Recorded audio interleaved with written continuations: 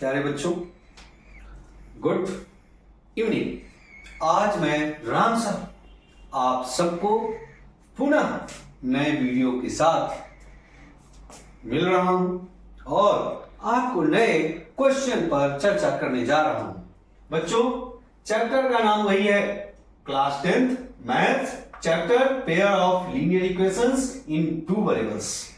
इसको हिंदी में कहते हैं रैखिक समीकरण, दो युग्म वाले रैखिक समीकरण भी कह सकते हैं। ठीक है, इस चैप्टर को सॉल्व करने के लिए एक्सरसाइज 3.1 को हमने पहले 1 क्वेश्चंस आपको पहले वीडियो में बता चुका हूं। इस चैप्टर को थोड़ा सा समझना जरूरी है और अभी ये बेसिक ही आपका है, इसलिए ये चैप्टर, क्योंकि कई एक्सरसाइज हैं।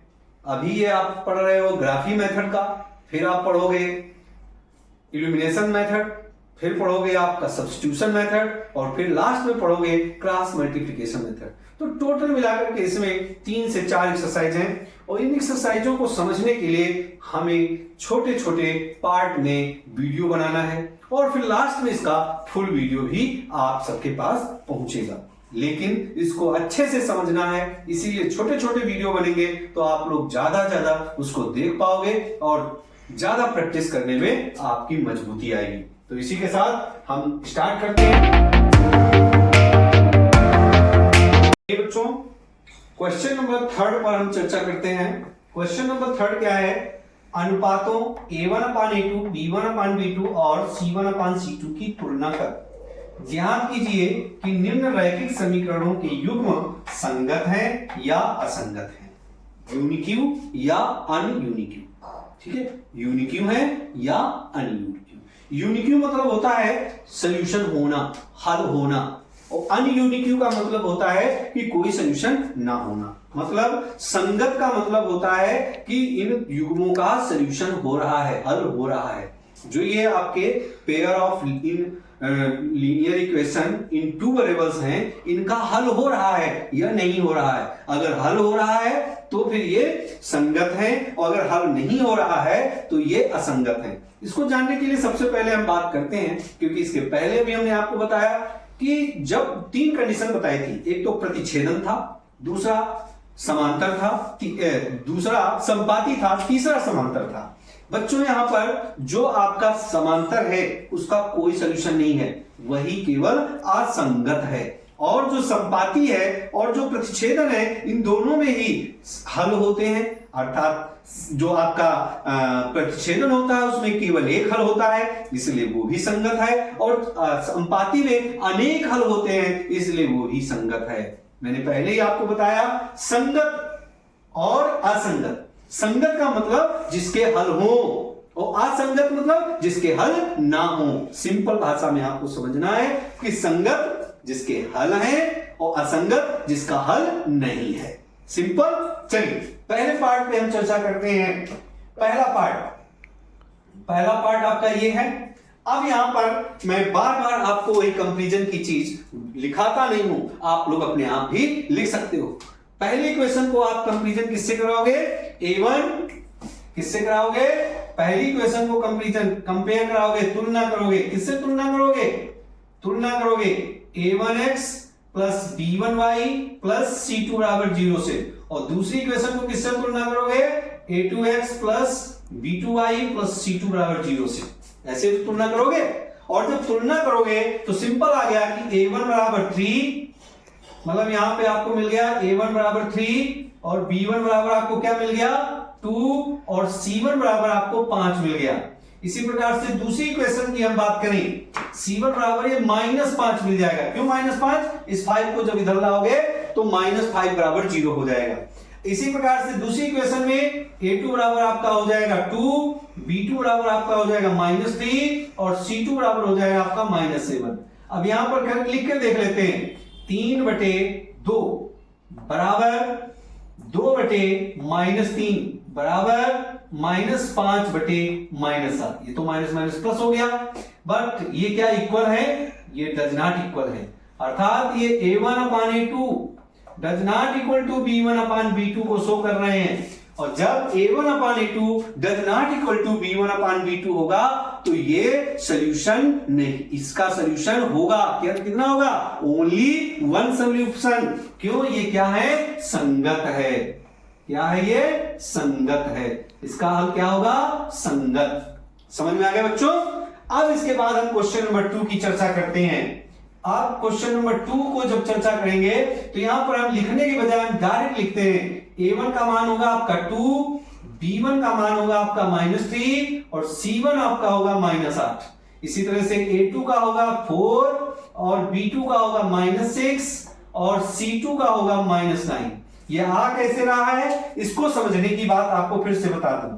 2 जो हुआ a1 2x है, a1 x से तुलना हुआ तो 2 हो गया, b1y से -3y को हुआ तो b बराबर -3 हो गया, c2 से तुलना क्योंकि 8 को इधर लाएंगे तो -8 हो जाएगा। इसी तरह से 4x a2x तो यहाँ 4 हो गया, -6y b2y मतलब -6 b2 हो गया, 9 इधर लाएंगे तो -9 हो जाएगा तो c2 बराबर -9 हो गया।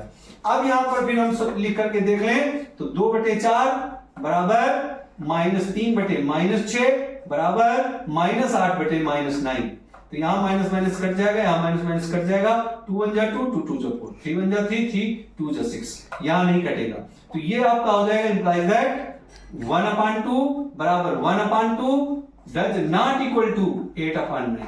इसका मतलब क्या हुआ, ये क्या हुआ, ये कौन सी इक्वेशन हुई, समांतर हुई। कौन सी इक्वेशन हुई, समांतर हुई। कौन सी इक्वेशन बनना है, क्या बनना है यहां पर, a1/a2 is equal to b1/b2 does not equal to c1/c2। और अभी मैंने पीछे बताया था कि ये कंडीशन तभी अप्लाई होती है जब यह समांतर होती है। तो समांतर का मतलब हो गया, आंसर इसका होगा असंगत। असंगत, ये समीकरण कैसा होगा, असंगत। इसका कोई भी सॉल्यूशन नहीं है। जब इक्वेशन समांतर होती है तो उसका कोई सॉल्यूशन नहीं होता है। अब बात करते हैं हम क्वेश्चन नंबर 3 की। थर्ड क्वेश्चन, थर्ड में क्या दिया है, a1 बराबर 3/2, b1 बराबर 5/3, c1 बराबर -7। अब ये चीजें आपको बार बार समझाने की जरूरत नहीं है, आपको समझ चुके हैं।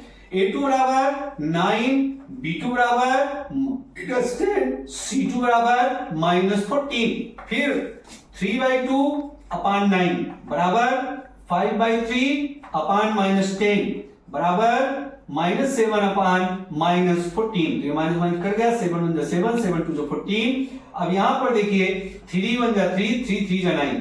तो ये हो जाएगा आपका जो इंप्लाइज दैट यहां पर 5 कम 5 5 दूनी 10।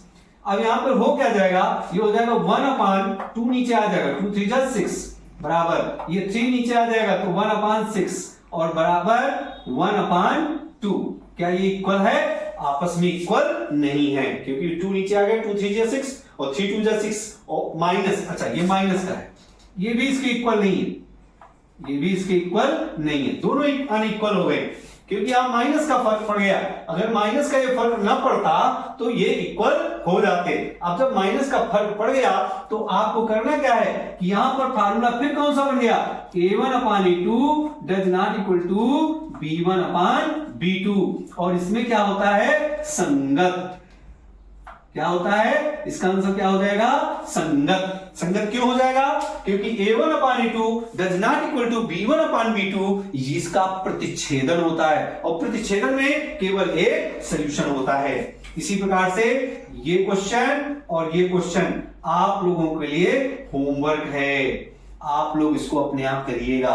अगर नहीं भी आता है तो आप हमसे पूछेंगे, फिर हम आपको अगले वीडियो में इसको बता देंगे। लेकिन जिस प्रकार से आपने पहला पार्ट, दूसरा पार्ट, तीसरा पार्ट समझा, सेम उसी प्रकार से ये भी दोनों होंगे। हाँ, मौखिक तौर पे हम आपको बता सकते हैं, मौखिक तौर पे हम डायरेक्टली यहां पर बता सकते हैं क्या, 5/-10 बराबर -3/6 बराबर 11/-+22। यहां पे क्या होगा, 5 कम 5 5 दूनी 10, 3 कम 3 दूनी 6, 11 कम 11 दूना 22। इंप्लाइड दैट ये हो गया 1/-1/2 बराबर -1/2 बराबर -1/2। ये तीनों क्या है, बराबर है, मतलब a1 upon a2 is equal to b1 upon b2 is equal to c1 upon c2। और ये क्या होता है, जब तीनों आपस में इक्वल हो तो कौन सी कंडीशन अप्लाई होती है, आप जान सकते हैं। तीनों जब इक्वल होते हैं तो मैंने क्या बताया था, समपाती। समपाती मतलब अनेक हल। क्या होते हैं, अनेक हल। समपाती है, और ये जब समपाती है तो आंसर क्या होगा, संगत। आंसर क्या होगा, संगत होगा। क्लियर हो गया। अब बाकी डिटेल में आप कर सकते हैं। इसी प्रकार से जब आप फिफ्थ पार्ट की बात करते हैं तो यहां पे 4/3/2 बराबर 2/3 बराबर -8/-12, माइनस माइनस कर गया, 4 दूनी 8, 4 3 12।